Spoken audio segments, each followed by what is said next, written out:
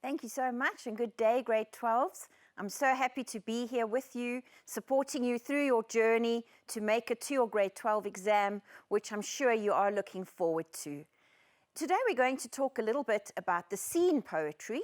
So you may have seen the lesson that my colleague Vash shared with you about unseen poetry. It doesn't matter whether you've seen that lesson or not. This lesson will stand on its own, but of course, as I'm sure you've noticed from studying English over the years, often a lot of the content will overlap with other lessons, but that's fine. Either way, I'm going to be here for you. I'm going to talk you through a scene poem. And as I talk you through the scene poem, obviously we will look particularly at the content of that poem, but we will also talk about generally how you would approach the scene poem when you receive it in the exam and how you would go about analyzing the poem and answering the poem. So we are doing at the moment home language, so I hope all of you know, those of you that are doing home language, that one of your very important poems that you do in the second term is called Zulu Girl. That's the poem that I'm going to start with. Let's have a look at the slide just to give you an idea of how the lesson will be structured so that you can start getting your thoughts together for that. All right, so we've got the prescribed poetry, contextual question, and we're going to talk about the structure of paper 2. Again, you may have seen this in the lesson with Vash. I'm just going to go over it again for you. It does bear repeating. In the literature paper, you must remember that the questions that you answer are going to be extremely important because you get choices. So in the poetry, for example, they're going to give you 4 poems to choose from for your scene poetry, of which you only have to answer 2. And that's what's explained here on the slide. Okay, so in Paper 2 literature, you must answer the question from section A, which is poetry. So that will be out of 30 marks. I'm just going to underline it there for you so that you can see where I am on the slide. And of those 30 marks, 2 are going to be your scene poems, one of which we're going to talk about today. And then question 5, the third one that you answer, is going to be your compulsory unseen poem, which is the one that Vash did with you earlier. Another thing that is important in terms of the time that you spend is that each poem is worth 10 marks. A little bit of advice that I would like to give you, which I'm sure your teacher has also mentioned to you again and again, is please do not decide before you go into the exam which poem you preferred or which poems you think you're going to get, and then you decide before you go into the exam which poem you're going to answer. They give you enough time. You get reading time and you get ample time in the literature paper because you've got 2.5 hours to do the paper. So please read through all the questions. Question 1 is always going to be the poetry mini essay. Read through the poem and look at the question before you decide whether or not you'd like to attempt that question. And it's the same then with question 2, 3, and 4. Read the poem first, look at the questions, and then you will know, based on your own knowledge and how comfortable you feel with the poem and so on, then you will know which poem you want to answer. It may very well be that in the exam, a certain poem seems more accessible to you, even though in class, perhaps you didn't relate that well to the poem. And please remember that we give you a copy of the poem. So you don't get to the exam and then they say to you, think about the poem Zulu Girl. And then these questions are based on that poem. I don't expect you, your examiner doesn't expect you to know the poem. We give you the poem. So please, grade 12, it seems obvious, but read the poem. And read it 2 or 3 or 4 times if you need to, because a lot of what they're asking you and a lot of what you need to know is there. And you can page back, if you need to page back in the longer poems, page back and read what the poem is saying. And another thing that you need to pay attention to, in the question, if they say to you, refer to line 15 of the poem, for argument's sake, please go back to your poem, look for line 15, the lines will always be numbered, and then base your answer on that line. Again, we don't expect you to remember where line 15 was, we give you line 15. You can take your pencil, you can take your highlighter. You're allowed to make marks on your exam paper. So use that exam paper as an important tool to help you get through answering. Okay, let's go on to the next slide and see what we've got prepared. We talk again then about your paper. We're not going to talk about these today, but you will see in the literature paper, section A is poetry, as we've talked about, and then section B and C, you're going to get your contextual and your essay questions. So many of you will know, and I'm sure you'll be familiar by now, with your novels. So you've either begun with Life of Pi, and if you haven't begun with Life of Pi, you've probably begun with The Picture of Dorian Gray. So those are your two essays, whichever novel you have been taught at school, that will be the novel that you will answer. Similarly, under the drama section, which is then section C of the paper, as you can see here on the slideshow, they're going to talk about your literary essay for section C. Similarly, you may have studied Hamlet, Othello, or The Crucible. So again, you will choose to answer on the play that you have studied. Your teacher has also told you that, I'm sure, many times, if you choose to answer the contextual question in section B, you must do the essay in section C. If you do the contextual question in section C, you must do the essay in section B, so that at the end of the paper, you've done one essay and one contextual on two different genres. That will be explained to you again as these lessons continue. So don't worry about it, just be aware. And remember, all of those instructions are very clearly written in the exam paper, which is another reason why they give you the 10 minutes of reading time beforehand, so that you can make very sure that you know what is required of you.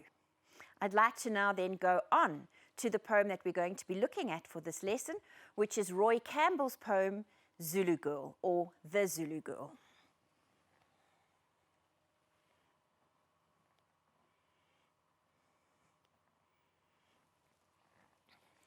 There's an image of Roy Campbell looking rather old-fashioned, a fashionable man born just at the beginning of the 1900s. He is a South African poet, born in South Africa. He did spend a lot of his life in England, particularly his university education took place there, and he did, as an adult for 2 or 3 years, live in South Africa again. You will never be asked in an exam about a poet. We always like to include a little bit of background, just so that you've got a feel of perhaps the time in which the ideas were created, or the voice with which the poet may have spoken. So that's just really something for your background knowledge. Something about Campbell that you might want to know, especially if you're going for a strong mark, if you're looking at a mark anywhere above 60, is he was very much a satirical writer, and he loved to criticize, make fun, and mock social and political figures and the social situation. And we will see in the poem that we do that he also has got a specific comment to make about the ruling classes as opposed to the working classes. So you will see that theme come out in the poem. I'm going to move on to the next slide. And that is the poem itself, The Zulu Girl. So what I'm going to do for you now is I'm actually going to read the poem from start to finish without interruption, which is what I recommend you do when you're studying a poem, or once again when you've got the poem in the exam. Take it from the beginning to the end and read it through once. After that, when we've read through the poem, I'll go stanza by stanza and we'll pick out different images from the various lines. We'll look at poetic devices and so on. But for a whole understanding of the poem, it's very useful for you. And as I said before, what we're doing here today is about Zulu Girl, but you can use these techniques in your unseen poem and in any of the seen poems that you might get in the exam. The technique is going to be the same, so you should be able to use it. Let's read the poem together. The Zulu Girl. When in the sun the hot red acres smoulder, down where the sweating gang its labour plies. A girl flings down her hoe, and from her shoulder unslings her child, tormented by the flies. She takes him to a ring of shadow, pooled by thorn trees, purpled with the blood of ticks, while her sharp nails, in slow caresses rule, prowl through his hair with sharp electric clicks. His sleepy mouth, plugged by the heavy nipple, tugs like a puppy, grunting as he feeds. Through his frail nerves, her own deep languors ripple, like a broad river sighing through its reeds. Yet in that drowsy stream his flesh imbibes an old, unquenched, unsmotherable heat, the curbed ferocity of beaten tribes, the sullen dignity of their defeat. Her body looms above him like a hill, within whose shade a village lies at rest, or the first cloud, so terrible and still, that bears the coming harvest in its breast. Okay, so I'm back with you now. That is the poem from start to finish. And if you look at the poem on the page, I hope you've got a copy of the poem with you. If you don't, it doesn't matter. I've got it on the slides and you can follow with me. But if we look at the poem on the page, we will see it's quite a well-structured poem. There are 5 stanzas of equal length. He's used traditional methods of punctuation, capital letters, and so on. And all of those things combined tell us that the poet is writing and operating within quite a traditional, structured way of thinking. I mention this because in some of the other poems that you're going to come across, the poets work completely differently. There's a poet called E.E. Cummings, which many of you would have come across already, and you will know if you've seen those poems that he works completely differently with language, that he doesn't use capital letters, he doesn't use punctuation, he invents new words, and that tells us something about that poem in particular. And by indication, the fact that Campbell uses a very traditional method of expressing himself tells us that he is dealing with very traditional ideas and he's presenting them almost in a non-confrontational and traditional manner. Let's have a look at stanza 1 and let's just try and pick up some of the things that may be relevant to the kinds of questions that you may be asked. Let's have a look. So in stanza 1, we start with, when in the sun the hot red acres smoulder, down where the sweating gang its labour plies, a girl flings down her hoe and from her shoulder unslings her child, tormented by flies. I'd like to talk a little bit then just about this image of the hot red. That's one set of words that we use. The other term that the poet uses here is smoulder, and he also uses the word sweating. I mention these as an example of diction. And I'm going to underline that for you. You might want to make a note of diction. The reason why I mention the diction is because very often in an exam, and this might come up in your language exam as well, they like to ask you about the choice of diction. And diction means the actual words that are chosen. So if you think to yourself, a dictionary is a place where you would find words, in fact, all the words. Diction is simply the words that the poet uses. Now, very often learners will say to me, oh, but you know, ma'am, poet is a poet and words are words. Why is everybody so upset about the words that the poet uses? But a poet uses his words as a form of art and as a form of expression. So what I always say to my learners is, imagine you were maybe getting dressed to go somewhere that was important to you. Maybe you are going to meet friends, or perhaps there's that special somebody that you're hoping to run into. You think very carefully about what you're going to wear. The poet feels the same about language. So you might wear a particular pair of jeans that you think look better on you than another pair. You might choose your t-shirt carefully. You might think about what you do with your hair. You're not going to just get out of bed and not brush your hair or brush your teeth, for example. I hope not, if you're hoping to run into that special someone.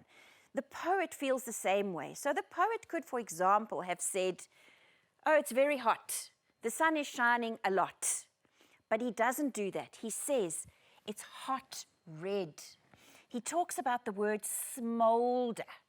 Okay, so the word smolder means kind of to hang on to heat. If you've ever seen a coal in a fire, when the fire has died down, the coal itself is still glowing red. It is smoldering. So the poet uses all of these words to emphasize for us as the reader how very hot it is.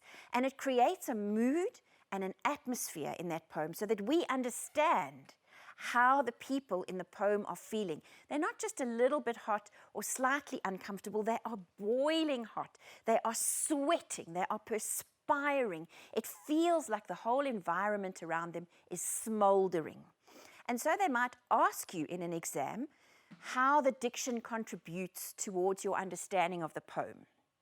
And then you would talk about how those words have got specific meanings that other words might not have, and that adds to the feeling of the absolute heat and the discomfort experienced by the people in the poem or by the characters that are being described. Something that I want you please to pay attention to is if they ask you about diction, don't say the poet uses words to show that it is hot. Please give an example of the specific word. So in your answer, you are going to say, the poet uses the words hot red. And then, if you really want to impress your examiner, you're going to put those words hot red into inverted commas to show that you have quoted it from the poem. You might even say the poet uses the words hot red in line 1 to show and to emphasize the fact that it's very hot in this environment. You are not going to get credit if you don't quote the word. You cannot just say the word shows us that it's hot. You must give the actual word that shows the heat or whatever it is that is being described. Let's go back then to the poem once we've finished talking about diction now. So it says, when in the sun the hot red acres smolder, down where the sweating gang its labor plies. A girl flings down her hoe and from her shoulder unslings her child, tormented by flies. So what we've got here is we've got a gang of laborers. I want to talk a little bit, I'm just finding, oh, there we go. I just want to talk a little bit again about diction and about this gang of laborers. So we've got the people so far in the poem are a gang and a girl. The fact that the laborers are referred to as a gang of laborers should again be something that catches your attention. Usually if we talk about a gang of laborers, we're probably talking about some kind of workforce perhaps drawn up from prisoners or from convicts. That is usually called a gang of laborers. And in fact, in this poem, they are not convicts, but they are this gang of laborers or this group of laborers. They are working on land that is not their own land. So they're working for somebody as servants. And so the word gang should tell you the relationship between the owner of the land and those that are working on the land. It's definitely a relationship where you've got a master and a servant. And that relationship is important in terms of the poem because you will see later how that relationship will be challenged in the future. So again, the diction and the words that are chosen are going to be important in understanding how the poem is put together. And we see that they are sweating and they are plying their labor. And by plying their labor, P-L-I-E-S, it simply means to ply, which means basically to offer your work. So they are working They are laborers. And we find out in the poem that one of the laborers is this young girl. We know from the title of the poem that she is a Zulu girl, okay? A girl flings down her hoe and from her shoulder unslings her child. I want to spend a little bit of time talking about this young girl. So if we think of the connotation of the word girl, a girl usually almost in any society and in any language and in any culture, the idea of a girl is usually of somebody small, young. Excuse my spelling there, let me do that properly. Young. A girl would often be innocent. And she would be, in a society, usually children, women, particularly girls, are the most vulnerable people in that society. So in this poem, we've got the same thing happening. She is vulnerable.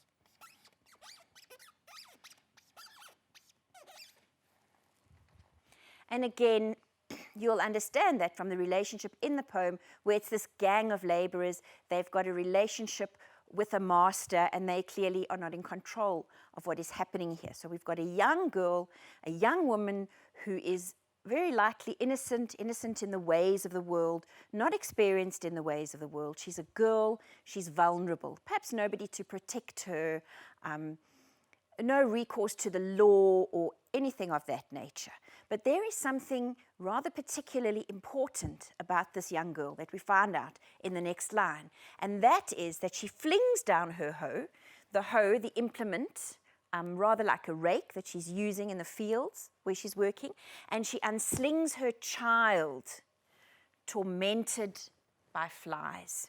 So she has got, even though she herself is a girl, she has also got a child.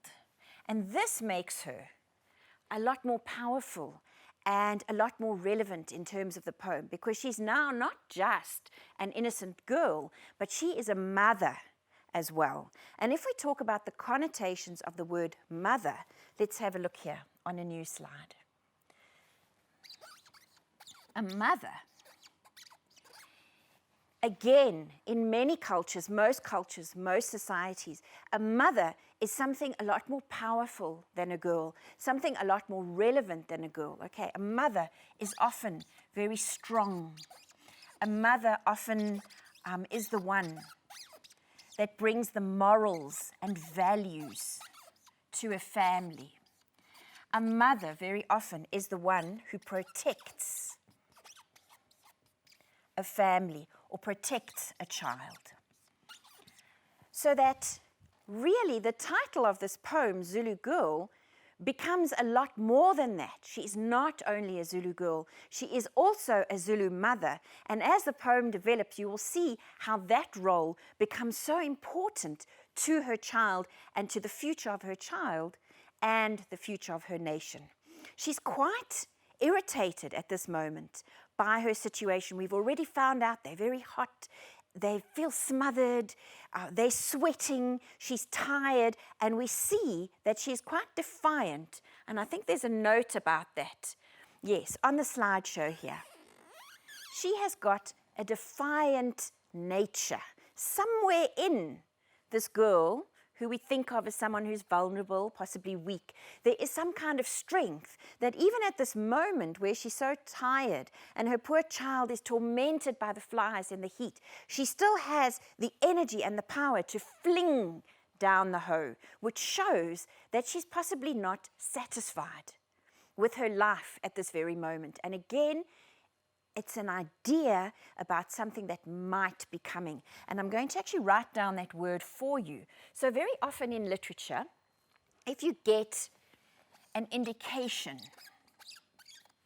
from your writer about something that is going to happen later on, it's called foreshadowing. Fore meaning before. So a shadow or a hint that's happening now before the main event. So we could say there that this flinging down of the hoe that the young girl does is a term of foreshadowing, because it shows that somewhere in her there's this strength to resist her current circumstances, and that she might just turn out to be more than a girl who is vulnerable and who is only a servant to some kind of powerful master. She is going to turn into something much more than that, and that is foreshadowed already in the first stanza. I'm going to move now on to stanza 2. You're welcome as I speak to make notes from what's on the slideshow or notes from what we've talked about. You might find that I don't address everything that's in the slideshow. This is also because no matter how much we analyze a poem for you, and no matter how many notes we give you on the poem, it doesn't necessarily mean that those are the exact questions that will come in the exam. And so that's why I rather prefer to teach you the technique of how to interpret the poem and how to answer the questions that will come. And then your own interpretations can also become part of what's actually happening. Let's go on to the next slide. So here we're going to go to stanza 2, and I'm going to read it for you. So in stanza 2, we have, she takes him to a ring of shadow pooled. Okay, him meaning her child, her little boy. Okay, they're having a break now, they're not working anymore, and there's a ring of shadow pooled by the thorn tree. And what I want to talk about here very briefly is this technique that the poet uses here, which is called enjambement. Those of you that study French or know French might have come across it before. The French, you'll forgive my accent, call it enjambement, all right? But I'm going to write it down for you in English. Enjambement, okay? And I'm going to write down for you here what it means, and then I'm going to explain it. So don't feel worried. Enjambement means run on lines. And I'm going to show you now on the slideshow and on the words on the screen what I mean by the fact that the lines run on. All right. So you will see at the end of this line, which I think is line 5 of the poem, it says, she takes him to a ring of shadow pooled by the thorn tree. And the punctuation is actually only here. So what we've got happening is we've got a line of poetry, but the actual sentence doesn't end until the next line of poetry. So the sentence, the line, runs on to the next line of poetry. And that's what we mean by run on lines. And a poet will do this to show various things. There's a very famous poem called Dover Beach, where the poet uses enjambment to show that the waves come forwards and backwards on a shore, and forwards and backwards. And he uses the words in such a way that you can see the waves are moving. And in this poem, it's quite a similar thing. He uses the enjambment and the actions running onto the next line of poetry to show us that her actions are fluid. She hasn't got a lot of time to sit down and rest and dilly-daddle about, if you want to use a rather old-fashioned turn of phrase. So there's constantly something happening. And so the way the poetry moves and the way the lines move on the page show you that. And if they ask you about it, or you want to in your literary essay maybe, talk about how the actions of the girl are occurring, you might say the enjambment or the enjambed lines show this constant movement of the young girl, that she's constantly got something she has to do. She's not in the field working, then she's sitting in this little patch of shade that she's been able to find, looking after the baby. Constantly under pressure, basically to achieve or to perform, is the situation that this young girl is in. So let's look. She takes him to a shadow pooled by the thorn tree. Just a really simple image of a South African veld, which I'm sure many of you have seen and many of you have experienced. And she now talks about the child, or the poet actually here, when he talks about purpled with the blood of ticks, he's talking about the actual fingernails of the young girl. So they're working in a veld, and again, many of you that have been in the South African veld, and perhaps you've had pets, dogs, that kind of thing, they often come back from the veld with ticks, and many of you might have got a tick bite, and then you suffer from a disease called tick bite fever. So this young girl, she knows her child so well already, and she cares for him so much that the minute she gets time to be with him and to care for him, she immediately starts to look, probably in the folds of his neck, because you know, little babies in particular have lovely little fat necks, or they have fat in the crook of their arm, and perhaps a tick has gone to sit there to bite him, and she doesn't want the child to become ill, obviously, because she loves him and she cares about him. So the minute she sits down, she starts to look all over his body, for perhaps there could be ticks. And when she finds the tick, she actually squashes it with her fingers. And that's what the poet is talking about here. When he talks about these sharp electric clicks in the last line of the stanza, the way she prowls through his hair with sharp electric clicks, that is actually the motion of squashing that tick so that it dies. Okay, so it's not what we would normally call a poetic image or a very beautiful image. You know, often in poetry, the images are all beautiful and dreamy and romantic. That certainly isn't the case here. And again, the poet is foreshadowing for us, and the poet is hinting to us, again, that even though we've got a young girl, there is something about her that is powerful and strong. I myself, I can't imagine myself taking a tick like that and squashing it.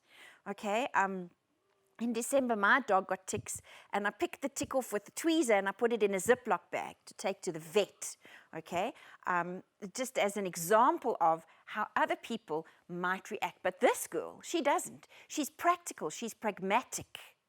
She knows that she has to protect her child, and she's prepared to do this act that we might find distasteful or unattractive or not beautiful. She doesn't care. She does it. And so again, we see that within this girl, there's something very strong. There's something hands-on, something pragmatic about her. She doesn't run away screaming, "Ah, my child's got a tick." She can't afford that kind of luxury. She has to make sure that she looks after her child, and that is what she's doing. All right, so please be aware of that. So she's by the thorn tree, and her sharp nails are looking for the ticks. But again, let's have a look here at the choice of diction. While she's doing all of this, the poet tells us that she does it with slow caresses. So it shows to caress is to touch gently. So these ideas and these images shows us that she loves her child very much. And she does these soft and gentle things that any mother, any normal mother would do for her child, because she cares about him, even in this very, very harsh environment. And perhaps because of the harsh environment, she's even more gentle with him and more caring with him, because she knows that he also has been on her back this whole time. He also is tormented by the flies, as you heard in the previous stanza. He also is sweating and hot in these smoldering acres. So she's aware of the fact that this child is very uncomfortable, and she is doing something about it to try and make him feel better. And again, as the poem progresses, you will see what she's prepared to do for her child and for the well-being of this child. Let's go on then to stanza 3.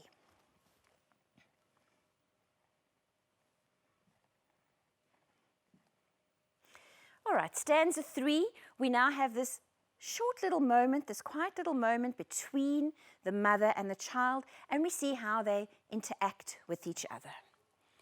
His sleepy mouth, plugged by the heavy nipple, tugs like a puppy, grunting as he feeds. Through his frail nerves, her own deep languors ripple like a broad river sighing through the reeds. What we have here is rather a slowing down of the pace of the poem, and quite a beautiful image that comes up there if you think of this idea of a broad river sighing through the reeds. So things have changed quite a bit just in this moment between the mother and the child. Before, everybody was hot and bothered. The child was uncomfortable. She was flinging down the hoe. Now they're sitting in the shade. The pace of the poem slows down. You have this lovely image of the river, which contrasts with the image of the heat that we had a little bit earlier on in the poem. And so everybody feels a little bit more relaxed, and certainly the mother and the child are also feeling more relaxed. And the little boy enjoys this moment with his mother. He's hungry, he's thirsty, he's able to drink. and this is very pleasant for him, and he's almost playful, like a little puppy, okay, keen to get to the source of food. This image of the breastfeeding in the poem is very important, and I want to talk about that for a minute. So again, if we talk about the image of a mother, which this young girl is, and the fact that she nourishes her child,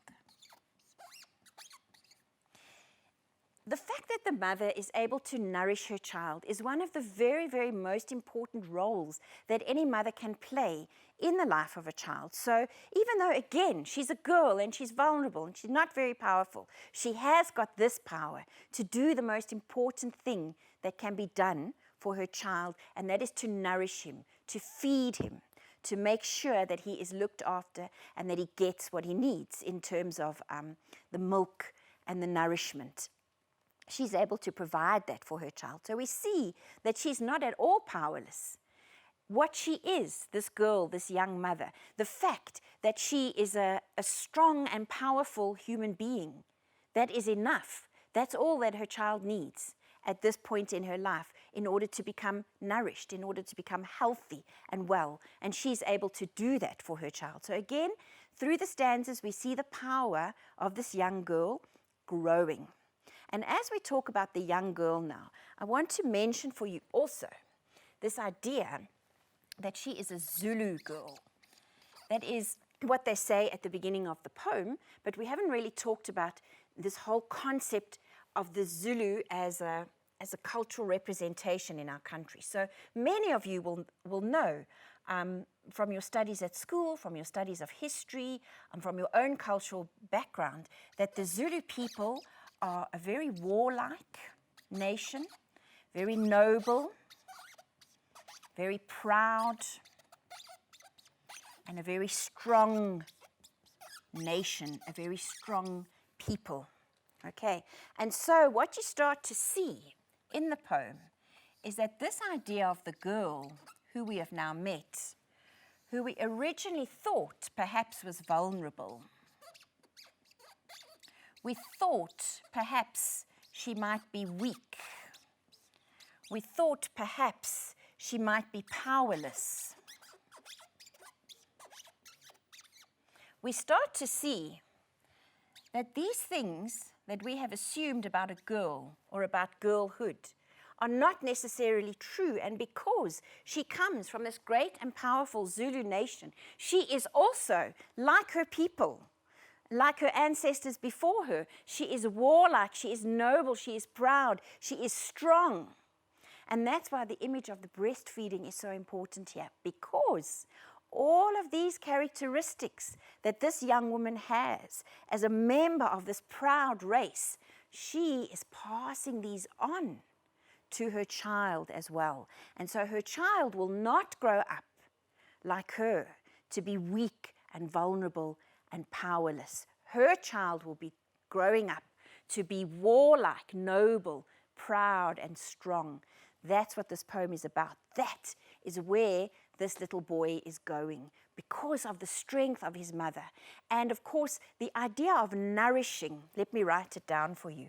So obviously we had her nourishing the child in terms of milk and food, okay? But also,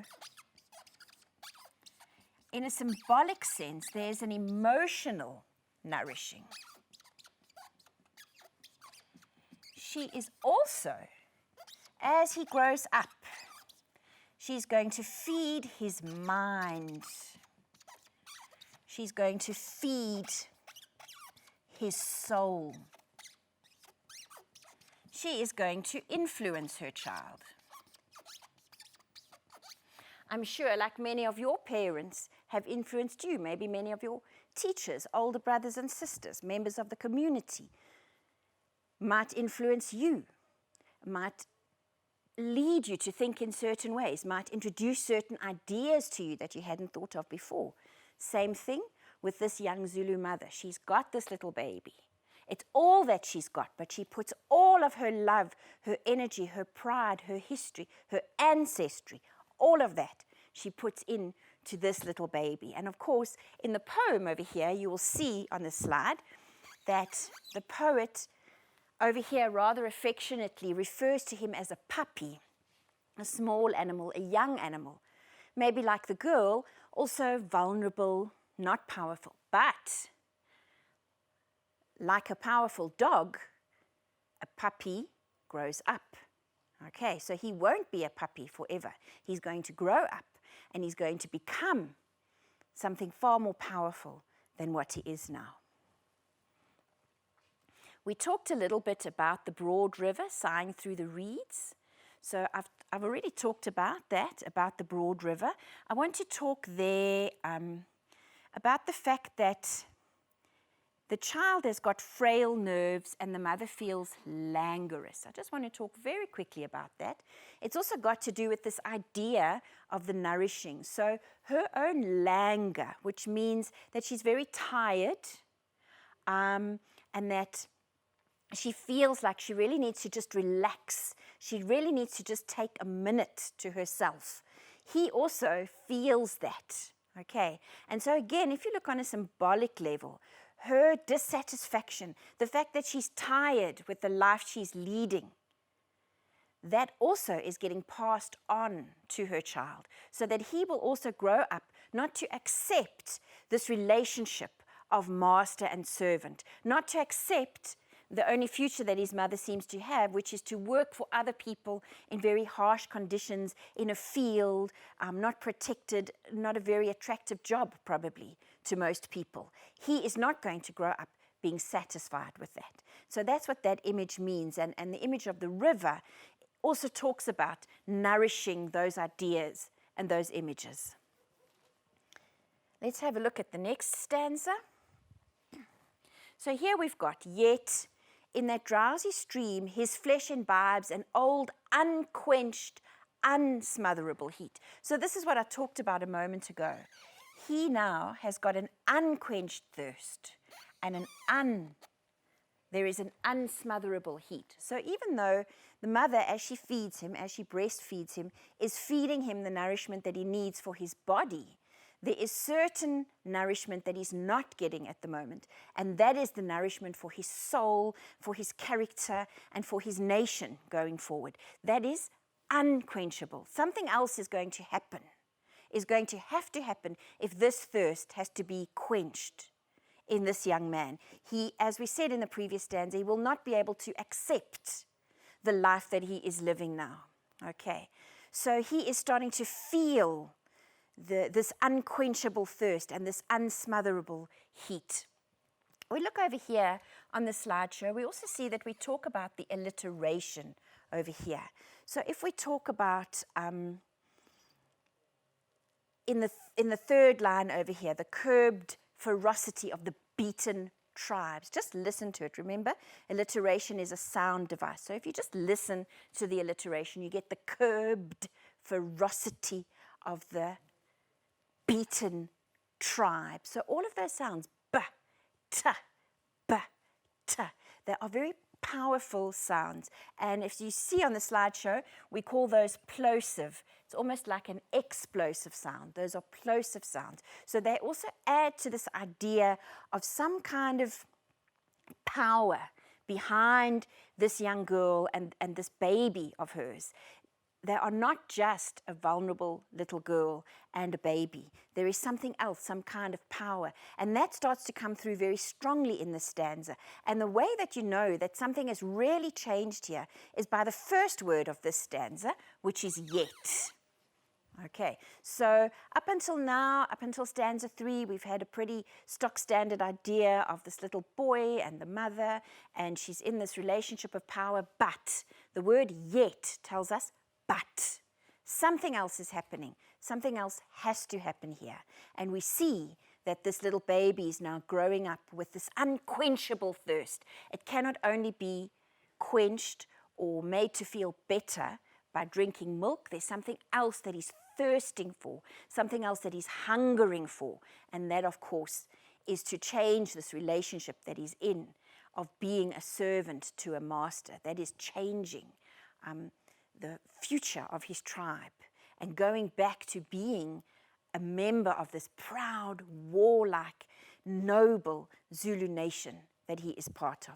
So that's what stanza 4 is all about. And two very important images here that I want to talk about, that the little boy has got and that the tribe has got, is this curbed ferocity, as well as the sullen dignity.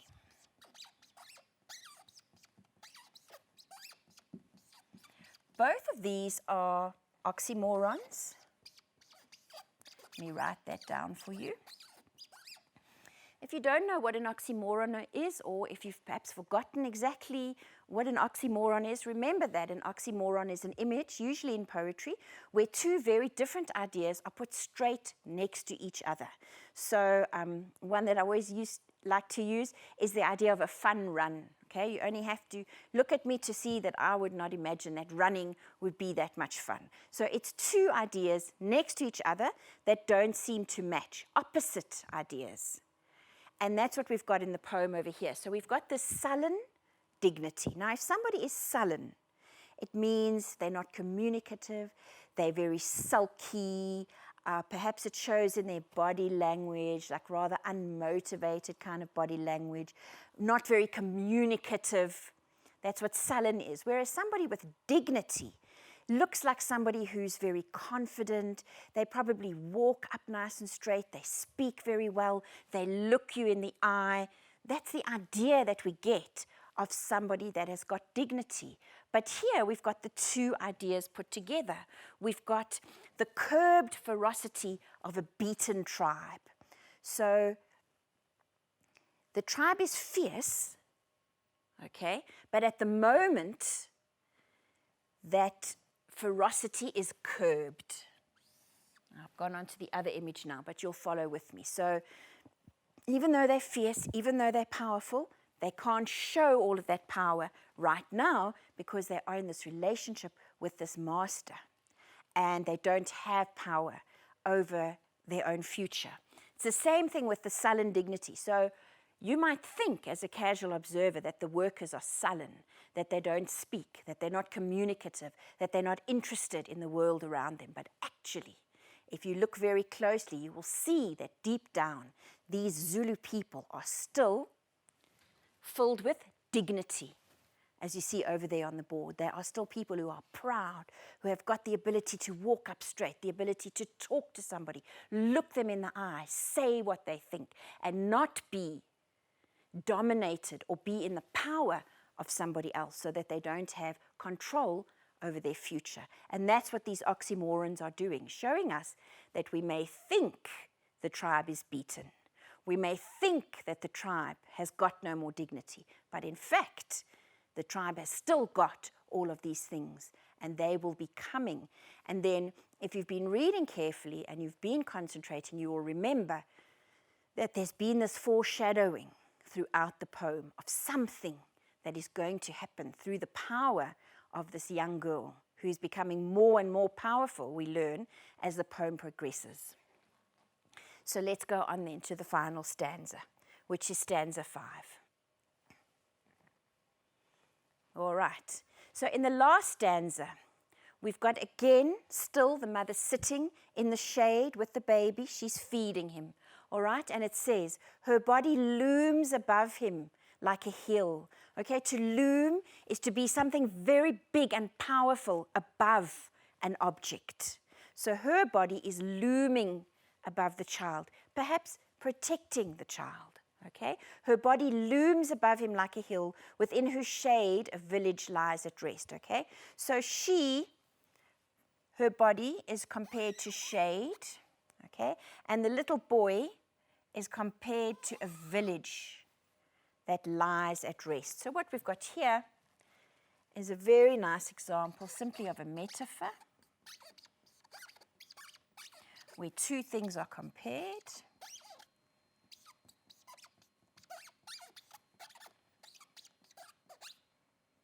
Write that nicely for you. And the poet uses imagery like this, like the metaphor, in order to help us visualize how the image is working. So her body is something large, something protective, like a village would rest in the shade of a lovely hill. The child is resting in the shade of his mother's body, okay? And it's looming above him, all right? And then the poet goes on to extend this metaphor. Her body looms above him like a hill. I've said metaphor, but actually, I'm sure you will have noticed, because we've used the word like or as, it's a simile. I do apologize for that, but I'm sure you know, if we've used the word like or as, we are dealing with the simile. Okay, so I'm just waiting for my slideshow to come up again. But what the writer does there, what the poet does, is he then extends his metaphor. So at one point, he's talking about how her body looms above him like a hill, and then he goes on to extend that metaphor by saying that it is also the first cloud, so terrible and still. So her body is also compared to the first cloud in a thunderstorm. Okay, so in a thunderstorm, very often you might have seen, a thunderstorm doesn't happen immediately out of nowhere. A thunderstorm builds up, and you see in the distance, you might hear thunder, you might see lightning, you see the dark clouds gathering. And sometimes a thunderstorm can take hours to develop. And sometimes, of course, you will have noticed that a thunderstorm will threaten, and yet it doesn't storm where you are living, or it doesn't rain where you are living. It happens somewhere else. And so it's the same thing with this mother. She's compared to the first cloud. So terrible and still. So you never know when a thunderstorm is coming. That first cloud doesn't encapsulate the whole horror of the storm, the whole power of the storm. Just one cloud. You might look up at the sky and think, oh, it's not going to rain, but it might. And so that's what she is. She's just the first cloud of this terrible storm that's coming. Okay, and in her breast, in the breast of this mother, and in the breast of this first cloud is the coming harvest, the terrible storm that is coming. And so if we're talking about these agricultural images, you know, got these laborers, they're working on the land, maybe they're growing millies, they're growing sorghum, they're growing something like that, but also they are going to harvest not only the crop, far more important than that, what the poet is saying, they are going to harvest their freedom. And when that freedom comes, it is going to be like this great and powerful storm. Perhaps you didn't expect it at first, but like a storm, the resistance of these people, this sullen dignity, slowly builds and builds and builds until you've got this mighty storm. And in the mighty storm, they are going to harvest, not the crop, but they are going to harvest their freedom. They are going to take back their pride, their dignity, their ferocity, their history, and the message of their ancestors, which has been taken away from them because they are in this relationship with their colonial power, in this relationship with the master who puts them in these uncomfortable positions, like you saw in stanza 1.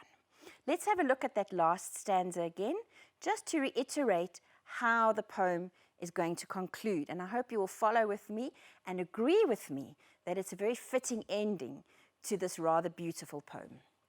So we see the young girl, her body looms above him like a hill, within whose shade a village lies at rest, or the first cloud, so terrible and still, that bears the coming harvest in its breast. Thank you, grade 12s, and then that concludes our slideshow on the Zulu girl for today. I'm going to now talk a little bit about how you might go about answering the questions. Because, of course, in the exam, that is going to be what you are required to do. So you're going to learn the poem, you're going to study the poem in class, and then at some other point, you're going to get questions that you have to answer. So a very nice method that you might like to use when you are approaching your questions is the SES method, and I'm going to write it down for you here as well, which is simply that when they ask you a question, you need to state your answer, which is in the S, and then you need to explain, and then you need to support. And it's a very simple method that you can actually go and repeat to yourself. You can actually learn. And again, you can do this for any question that you answer in English, whether it's going to be in a language paper or a literature paper, and even to some extent in your transactional writing. While you're busy answering, ask yourself, did I state my answer? Have I explained myself? And did I support what I was saying? So for example, in a poem like Zulu Girl, they might ask you, what is the weather like in the poem? And then you would say, the weather is very hot. So you stated an aspect of your answer. Then you might have to explain yourself. Then you would go on to say, as part of your explanation, the people are sweating, and that is an indication of the fact that it's very hot. And then to further support your answer, you might even go and quote some of those phrases like the red hot acres are smouldering or something like that. And so then you've encapsulated everything that you need to do within the state, explain, and support model. If you're comfortable not doing that, it's not compulsory, don't have to, but it does help you just to structure your thoughts and to make sure you've covered every aspect of the question. So if we look, for example, at a question, these are the kind of questions that all come from past exam papers. These are very much the kind of questions that you can expect to get in an exam. So the question would say, refer to line 1, and then it gives you the quote from the poem, when in the sun the hot red acres smoulder. And then the question is, how does this line set the initial mood of the poem? All right, so then you need to state your answer, you need to explain yourself, and you need to support your answer. Okay, and the question is asking you to identify the mood and to say how the mood is created. And the kind of thing that you might say there, again, this is going to be in your own words. It's very unlikely that you're going to find exactly these words, but as long as you've talked about the extreme heat and discomfort, then you are going to get your mark. So the answer that we've got here is that the mood is oppressive or unforgiving or foreboding or unbearable. So anything that you find here, where did we get it? We got it from here. We got it from the hot red acres. So really in your response, you need to look at that term, the hot red acres, and you need to say, what kind of mood, what kind of feeling do I get if I'm in a place where I'm surrounded by this hot red land and everything is smoldering? I'm going to feel stifled. I'm going to feel uncomfortable. I'm going to feel like maybe I want to escape. I want to get away. I don't want to be there. Nobody wants to be in this very uncomfortable situation. So that's what you are going to access, and you're going to explain that in your answer, that you feel stifled, trapped, uncomfortable. It's unbearable. Nobody wants to be there. It sounds very unpleasant to me. All right, and then we're going to go on to the next question, where they ask, explain what the phrase slow caresses ruled suggests about the girl's state of mind. We did talk about this. Remember, we said that caress means to touch gently. So if you are with somebody, if a mother is with her child and she's caressing the child, touching the child gently, that tells you something about the mood of the mother, and that is the question, about her state of mind. What is she thinking? How is she feeling, okay? And it is exactly what we talked about before. She loves this child. It doesn't matter that she's uncomfortable. It doesn't matter that she doesn't want to be there, that she's hot, that it's unpleasant for her. Right now, at this moment, the most important thing is to look after that child. She feels affection. Okay? She loves her child. She finds solace. Solace means comfort. Enjoyment. She likes to be with her child. She likes to be able to comfort him, to make him feel better. Okay? So that is how she's feeling. The answer says the girl feels affection towards her child, finds some solace as she takes her time to take care of him. It gives her a brief escape from her harsh reality. okay, which is the beauty of having that lovely young child. I'm going to look at this question now, which is the 3-mark question. So the previous 2 were 2-mark questions, which you will get in your exam. Usually the first 2 questions that you get in the exam are going to be 2-mark questions, and then you're going to get the 3-mark questions. So this one for 3 marks asks you to refer to line 11 and discuss the significance of the description through his frail nerves, her own deep languor's ripple. And obviously they ask you to do it in the context of the poem. Okay, again, this is something that we talked about when we looked at the slideshow. They want to know, how is this, the fact that this feeling between the mother and the child seems to be somehow connected, okay? Her feeling of tiredness, the languor. So we say something like this: the mother's feelings are transferred to the child.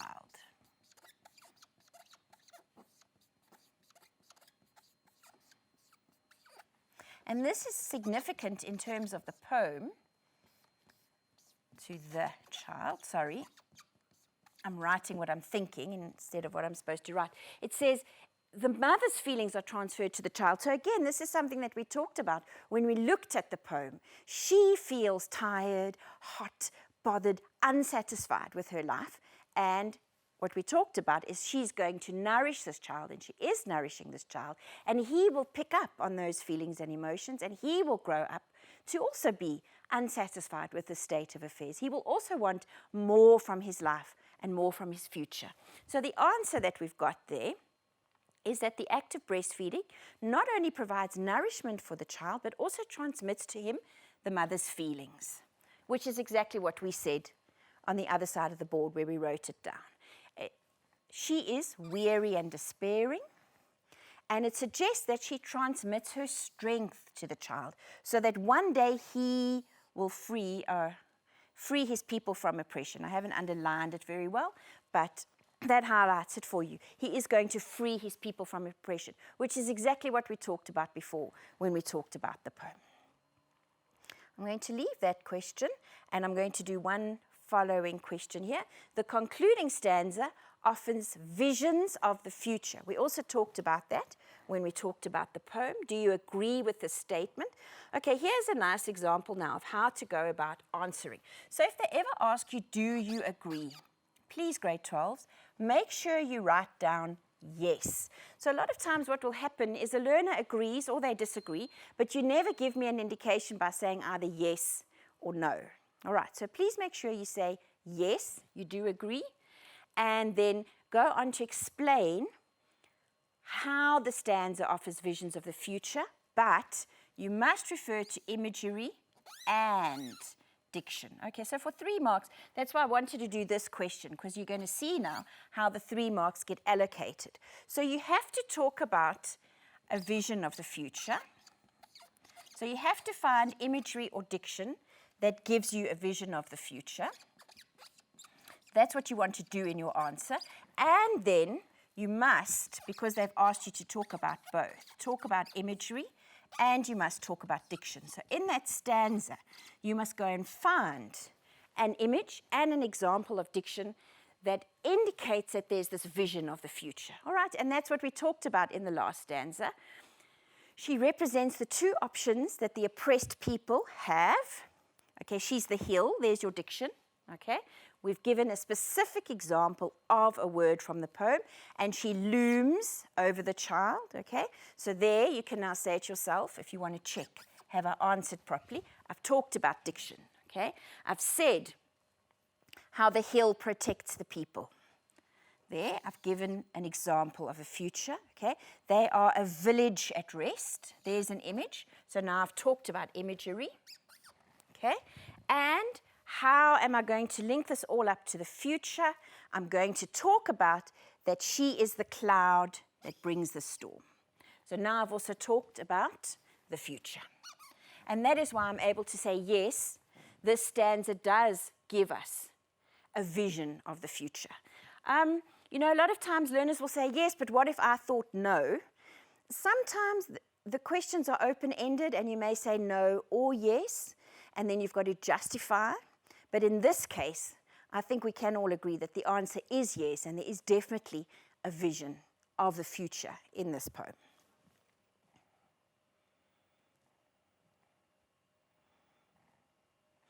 And I'm going to leave it there. I think you've done enough practice now on your questions.